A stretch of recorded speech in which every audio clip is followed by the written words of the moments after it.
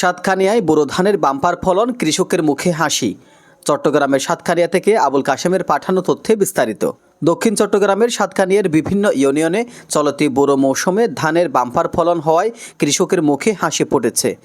উপজেলার কেউচিয়া, বাজারিয়া, মহালিয়া, পুরানগড়, মনিয়াবাদ, নলুয়া ও চাঁদাহা সহ প্রায় প্রতিটি এলাকায় ঘুরে দেখা গেছে কৃষকরা তীব্র তাপদাহ উপেক্ষা করে মাঠে ঘাম ঝরিয়ে ধান কাটায় ব্যস্ত সময় পার করছেন।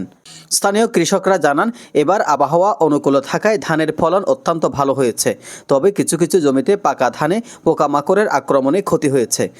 আমাদের ধান অনেক ভালো হয়েছে, আমরা অনেক বিষ প্রয়োগ করেছি। যদি আমরা কিছু সরকারি সহযোগিতা পাই, ইনশাল্লাহ আরো অনেক ভালো করতে পারবো।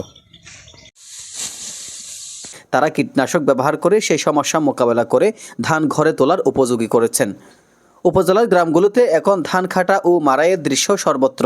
শুষ্ক আবহাওয়ার কারণে কৃষকেরা দ্রুততার সঙ্গে একের পর এক ক্ষেত থেকে ধান কেটে ঘরে তুলতে সক্ষম হয়েছেন।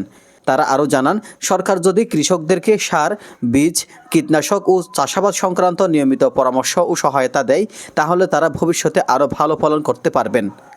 এজান আজমউদ্দিন, ডেস্ক রিপোর্ট।